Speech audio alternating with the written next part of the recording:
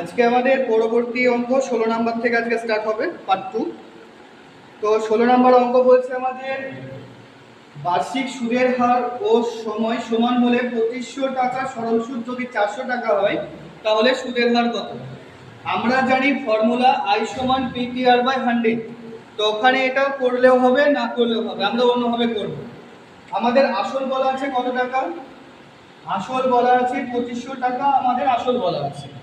এই যে আমি ইন্টারেস্ট পাচ্ছি 400 টাকা, এটা কার উপরে ইন্টারেস্ট পাচ্ছি, আসলের উপরে ইন্টারেস্টটা পাচ্ছি 400 টাকা। তাহলে ওই যে 400 টাকা ইন্টারেস্ট কার উপরে হবে, আসলের উপরে হয়ে গেল। এখন দেখো এটা একটা অংশের ফরম্যাট হয়ে গেল, অংশ হয়ে গেল মানে তার সাথে কত গুণ করতে হবে, 100 গুণ। আর কোনো মান নাই, তার জন্য কি করবো আমরা, দুটো ভাগ করে দেবো।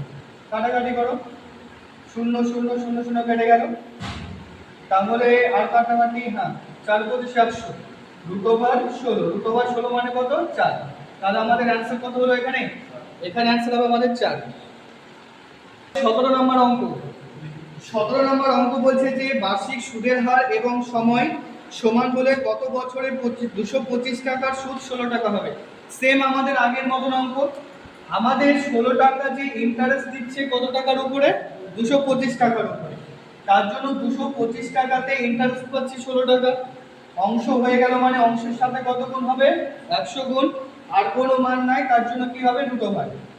25 দিয়ে কেটে 9, 25 দিয়ে কেটে 4, আর কাটাকাটি হবে না। তাহলে কি পাচ্ছি আমরা এখানে, 400 হলো 64/9, 64 মানে 8, 9 মানে কত হবে 3। তাহলে ভাগ করলে কত হবে, ভাগ করে দাও, 3 × 6 2, 2/3। তাহলে অ্যানসার কত হলো এখানে আমাদের, 2 পূর্ণ 2/3। ঠিক আছে। আমাদের পরের অঙ্ক 18 নাম্বার কি বলছে, 55 বছরে সুদে আসলে দ্বিগুণ হলে সুদের হার কত। তাহলে 55 বছরে কত গুণ বলেছে, 55 বছরে দ্বিগুণ। এখানে গুণের কথা কবার উল্লেখ আছে, গুণের কথা একবার উল্লেখ আছে। ঠিক আছে, একবার যদি গুণের কথা উল্লেখ থাকে তাহলে আমাদেরকে উপরে বসাবো 100 আর নিচে বসাবো মান, মানে গুণের কথা বাদে যে মানটা পড়ে থাকবে সেই মানটা বসাবো 100 এর নিচে। উপরে সব সময় 100 হবে, ঠিক আছে, নিচে হবে মান। এবার কত গুণ বলেছে আমাদের, আমাদের বলেছে দুগুণ। দুগুণ মানে যত গুণই বলুক না কেন তার সাথে 1 বিয়োগ করে আমরা পাশে বসাবো। দ্বিগুণ মানে তার সাথে 1 বিয়োগ করে কত হবে, 1, তাই 1 বসাবো। কাটাকাটি করো, 5 11 5 20। তাহলে 20 কে 11 দিয়ে ভাগ করে কত হবে, 11 কে 11 9, 9/11। তাহলে অ্যানসার কত হলো আমাদের, 1 পূর্ণ 9/11। তো এখানে ভাগ করা নাই, এখানে আমাদের আছে কি 20/11 আছে, তাই অ্যানসার কত হবে আমাদের এখানে, 20/11 অ্যানসার হবে। দেখো 19 নাম্বার কি বলছে, 19 নাম্বার অঙ্ক বলছে 12% সরল সুদে কত বছরে কোনো আসল সুদে মূলে আসলের 4 গুণ হবে। তাহলে সুদে আসলে 4 গুণ হবে। এখানে 12% হলে কত গুণ বলেছে, 4 গুণ বলেছে। আমরা জানি গুণের কথা একবার আছে, তার মানে উপরে হবে আমাদের 100, নিচে হবে মান, মান কত আছে 12, আর গুণ বলেছে কত গুণ, 4 গুণ। তাহলে 4 গুণ বলেছে মানে এখানে কত গুণ করব আমরা, 1 কমিয়ে দাও, 3 গুণ করব। তাহলে 3 × 4 12, 4 দিয়ে কেটে 25। তাহলে উত্তর কত হলো আমাদের, উত্তর এখানে হচ্ছে আমাদের 25। মূলধন 4 বছরে দ্বিগুণ, কত বছরে সেটা 5 গুণ হবে। 4 বছরে বলা আছে আমাদের দ্বিগুণ, কত বছরে এটা আমাদের 5 গুণ হবে, তাই বের করতে বলেছে। আগে যে অঙ্কটা করলাম সেখানে গুণের কথা বলা ছিল একবার, এখানে দেখো গুণের কথা দুবার উল্লেখ আছে, একবার দুবার, দুবার উল্লেখ আছে। দুবার যদি উল্লেখ থাকে তাহলে ওই 100 কোনো কাজ নাই এখানে। এখানে আমাদের যে মানটা থাকবে সেই মানটা হবে উপরে দিয়ে 4 বছরের জন্য কত গুণ, দ্বিগুণ বলেছে। তাহলে 1 মাইনাস করলে কত হবে, 1। আমাকে পরে কত গুণ বলেছে, 5 গুণ বলেছে। তাহলে এর সাথেও 1 বিয়োগ করে দাও, কত হবে 4। নিচে একের কোনো ভ্যালু নেই, 4 × 4 = 16। তাহলে অ্যানসার কত হলো আমাদের, অ্যানসার এখানে আমাদের 16। 4 বছরে দ্বিগুণ, কত বছরে সেটা 7 গুণ হবে। তাহলে এখানে 4 বছরের দ্বিগুণ, দ্বিগুণ মানে 1 কমিয়ে কত হলো? 1 হলো। এটাকে করতে হবে কত গুণ করতে হবে আমাকে? এটাকে 7 গুণ করতে হবে। তার জন্য 7 থেকে 1 কমিয়ে 6 কেটে গেল, 4 6 24। आंसर আমাদের 24। 7 বছরে 3 গুণ কত বছরে সেটা 5 গুণ হবে? 7 বছরে 3 গুণ, 3 গুণ মানে আমাকে 1 কমিয়ে হবে 2। কত বছরে এটা আমাকে বের করতে হবে 5 গুণ।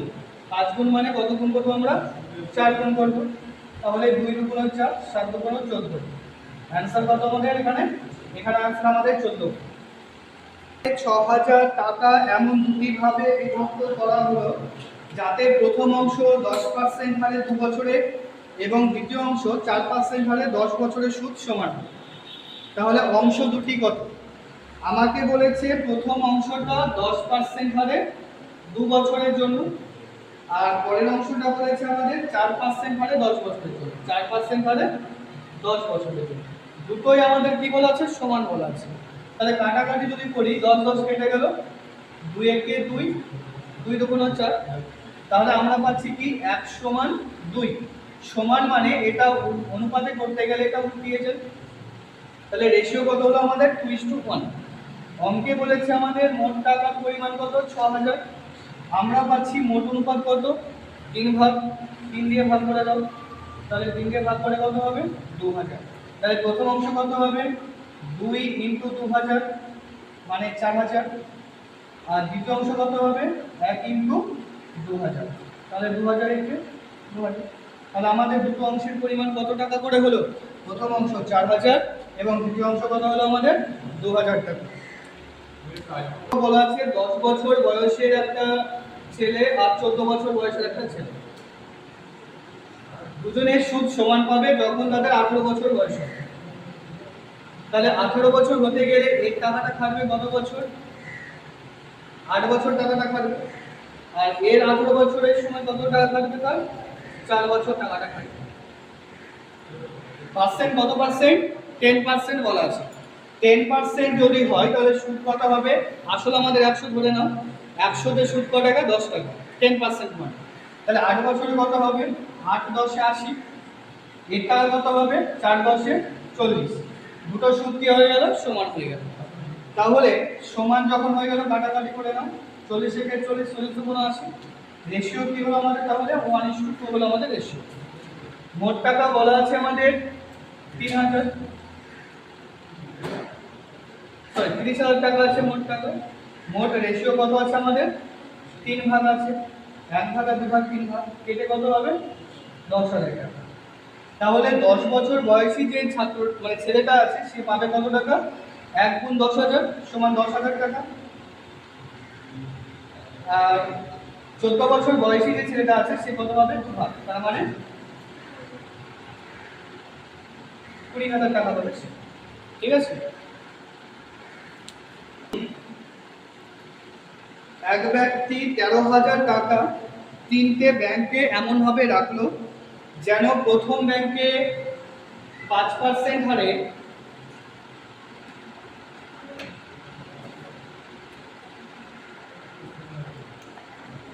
তো প্রথম ব্যাংকে কি বলেছে? প্রথম ব্যাংকে রেখেছে 5% হারে 4 বছরের জন্য, আর দ্বিতীয় ব্যাংকে রেখেছে কত? 6% হারে 5 বছরের জন্য। 6% হারে 5 বছরের জন্য। আর তৃতীয় ব্যাংকে রেখেছে 8% হারে 5 বছরের জন্য। 8% হারে 5 বছরের জন্য রেখেছে। তো কত কত করে টাকা রাখলে 3টে ব্যাংকের সুদের পরিমাণ সমান হবে? তাহলে সুদ সমান মানে আমরা আসল 100 ধরে করছি এখানে। তাহলে কাটাকাটি করে নাও, আগে গুণ করে নাও।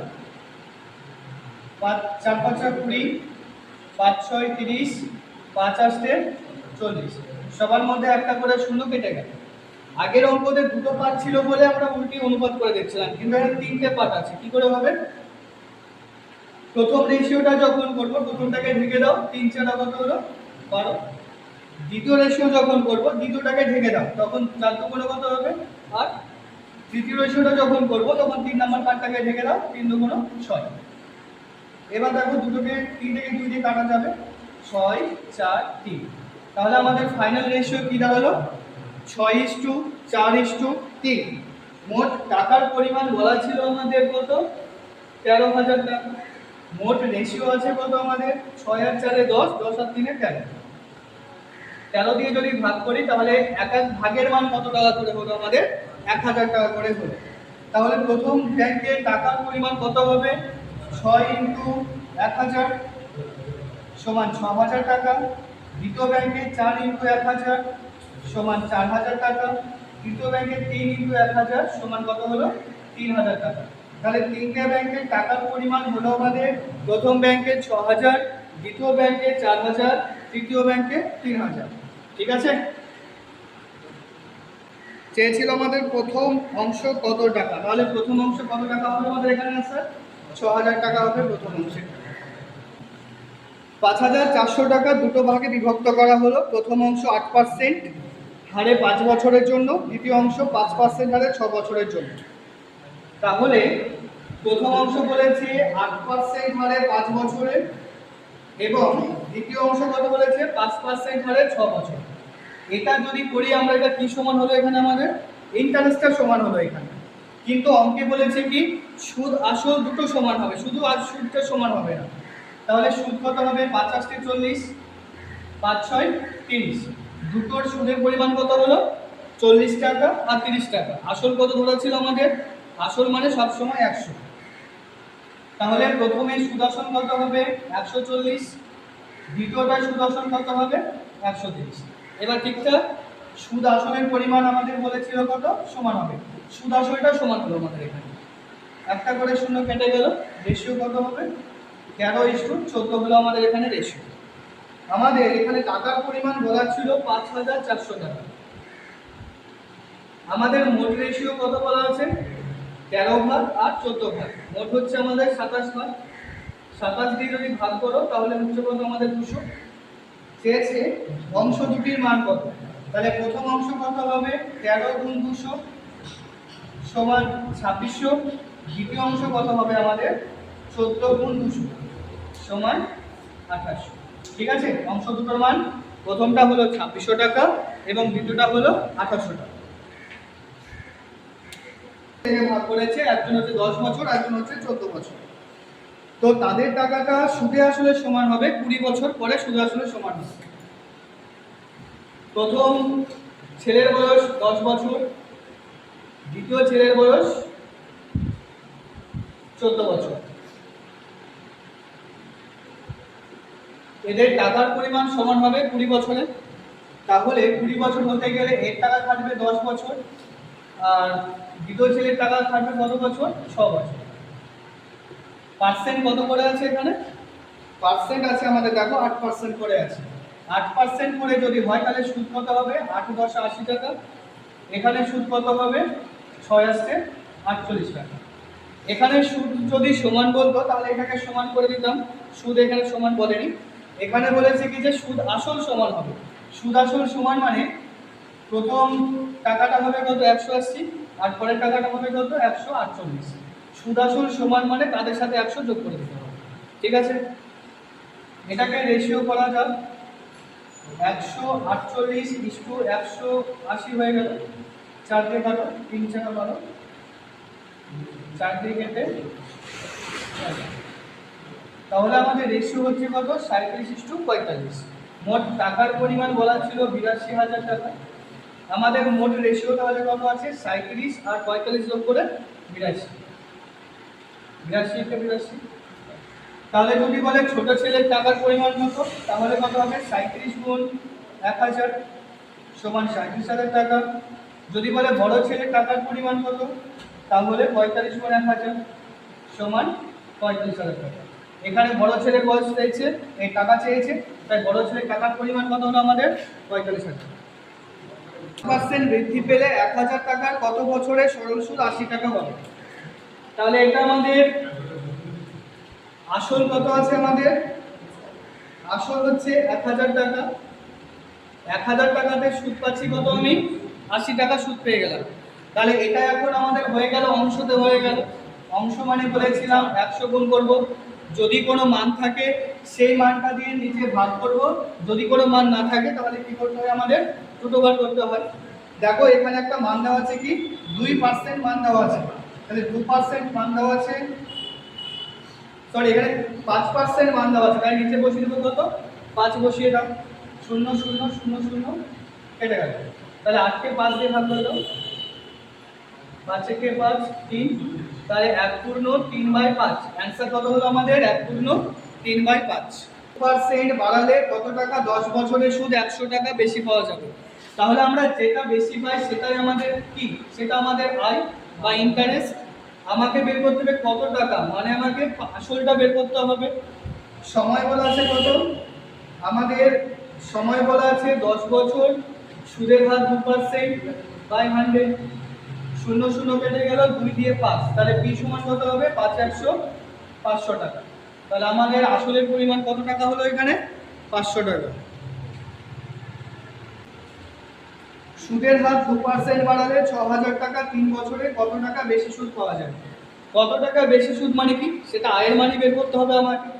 তাহলে আয় সমান আসল বলেছে কত 6000, সময় বলা আছে কত, সময় বলা আছে 3 বছর, সুদের হার বলা আছে 2%/100, কাটাকাটি করে নাও, 0 0 কেটে গেল, তাহলে আয় সমান কত আছে 3 2 6 6 6 36 আর একটা 0, তাহলে আমাকে কত টাকা বেশি সুদ দিতে হবে, আমাকে 360 টাকা বেশি সুদ দিতে হবে। आंसर এখানে 360। চলো পরেরটা,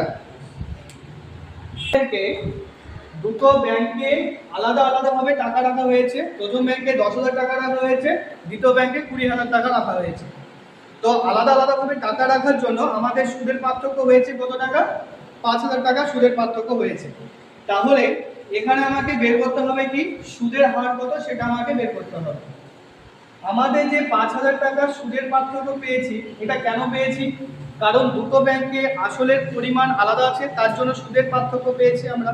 তাহলে আসলের পরিমাণ আসলে পার্থক্য কত আছে আমাদের, একটা ব্যাংকে আছে 10,000, অপর ব্যাংকে আছে 20,000, তাহলে 20,000 থেকে 10,000 বাদ দিলে আসলের পরিমাণ কত হবে আমাদের 10,000 টাকা হবে আসল। সময় বলেছে 10 বছর, পার্সেন্ট বের করতে হবে বাই 100, ডবল শূন্য এদিকে ডবল শূন্য কেটে দাও, 0 0 কেটে দাও, তাহলে আর সমান কত পাচ্ছি আমরা, আর সমান পাচ্ছি 5। তাহলে এখানে আমাদের অ্যান্সার হলো কত 5% হচ্ছে অ্যান্সার এখানে আমাদের। 15,000 টাকা আমি দুটো বছরের জন্য এখানে বিনিয়োগ করেছি। একটা বছর বলেছে 6 বছর এবং অন্যটা 5 বছরের জন্য দুটো বছরে বিনিয়োগ করা হয়েছে। তো এখানে পার্সেন্ট হচ্ছে 8%, সুদের পার্থক্য কত, আমাকে সুদের পার্থক্য চেয়েছে মানে আমাকে সুদটা বের করতে হবে। এখানে আসল কত বলা আছে, আসল বলা আছে আমাদের 15,000 টাকা হচ্ছে আসল। সময় দুটো সময় আছে, একটা হচ্ছে 5 বছর, একটা হচ্ছে 6 বছর, তাহলে সময় ডিফারেন্স কত আছে 1। সুদের পার্থক্য মানে আমাকে সময় পার্থক্য এখানে বসাতে হবে আমাদের। আর সুদের হার বলা আছে আমাদের 8%, তাহলে 8/100, 0 0 কেটে দাও, তাহলে আয় সমান কত হলো আমাদের 8 15 120 আর 0, তাহলে ইন্টারেস্ট হচ্ছে আমাদের কত টাকা, এখানে ইন্টারেস্ট হচ্ছে 1200 টাকা।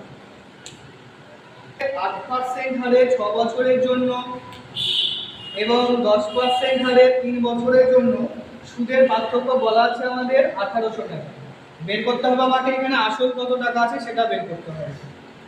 তাহলে 8% হারে 6 বছরের জন্য মানে কত, 6 আসতে 48 টাকা হবে আমাদের ইন্টারেস্ট। 10% হারে 3 বছরের জন্য, তার মানে 3 10 30 টাকা হবে ইন্টারেস্ট।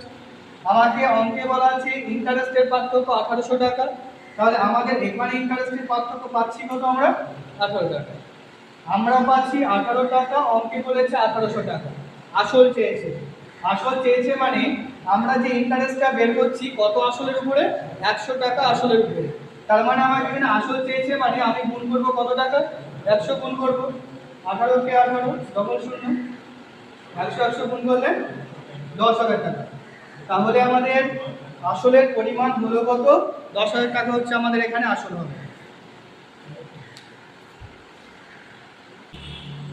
8% হারে 5 বছরের জন্য আর 7% হারে 6 বছরের জন্য রাখলে সুদের পার্থক্য কত টাকা তাই বলেছে। আর আসল রেখেছিলাম কত টাকা, আমি আসল রেখেছিলাম এখানে 10,000 টাকা আমি আসল রেখেছিলাম। তো 8% হলে 5 বছরের জন্য মানে কত হবে? 5 আসলে 40 টাকা হবে আমার এখানে ইন্টারেস্ট। 60% হলে 6 বছরের জন্য মানে কি 6 7 42 টাকা হবে আমাদের এখানে ইন্টারেস্ট। তাহলে আমাদের ইন্টারেস্টের পার্থক্য পাচ্ছি কত টাকা? 2 টাকা পাচ্ছি পার্থক্য। অঙ্কে বলা আছে আসল 10,000, তাহলে আমাদের আসল কত? আমরা কত আসলের উপর ধরে এই ইন্টারেস্টগুলো বের করছি? 100 টাকা আসলের উপরে ধরে। তার জন্য আমাদের আসল কত? সবসময় 100। চেয়েছে পার্থক্য, পার্থক্য চেয়েছে মানে পার্থক্যটা গুণ করে দাও। 0 0 0 0 কেটে গেল, 100 কত টাকা? 200 টাকা। তাহলে আমাদের অ্যান্সার কত হলো? আমাদের 200 টাকা হচ্ছে আমাদের সুদের পার্থক্য। ঠিক আছে, আমাদের এখানে বলা আছে 11 বছরের জন্য সুদ আসল কত টাকা? 18,906 টাকা। 7 বছরের জন্য সুদ আসল বলা আছে আমাদের 14,522 টাকা বলা আছে সুদ আসল। তাহলে এখানে 11 বছর আর 7 বছরের সুদ আসল বলা আছে। আমাদের এখানে ডিফারেন্স করলে সময় কত হবে? 4 বছর। 4 বছরের সুদ হচ্ছে আমাদের 4 আর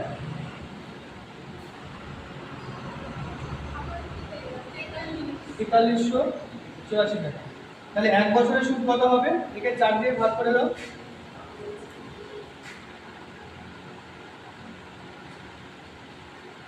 এক বছরের সুদ পাচ্ছি আমি 1096 টাকা। আমাকে বের করতে হবে হয় 11 বছর আর নইলে 7 বছর। আমি 7 বছরটাই বের করে নিই। তাহলে এক বছরের সুদ যদি আমাদের হয় 1096 টাকা, তাহলে 7 বছরের সুদ কত হবে? এর সাথে 7 গুণ করে দাও। 63 তাহলে আমার 7 বছরের সুদ কত টাকা হচ্ছে? 7,672 টাকা হচ্ছে সুদ। আর আমার 7 বছরের সুদ আসল বলা আছে কত? 14,522 টাকা বলা আছে সুদ আসল। তাহলে 7 বছরের সুদ আসল থেকে 7 বছরের সুদ যদি আমি বাদ দিয়ে দিই, তাহলে এখানে কি পাবো? আসলটা পেয়ে যাব। তাহলে এখান থেকে 7 বছরের যে সুদ আছে 7,672 টাকা, সেটা মাইনাস করে দাও। আর এখানে বিয়োগ করলে কত হবে? 6,850 টাকা হবে আমাদের এখানে কি আসল। তাহলে অ্যান্সার কত আমাদের? 6,850 টাকা হচ্ছে আসল। ঠিক আছে।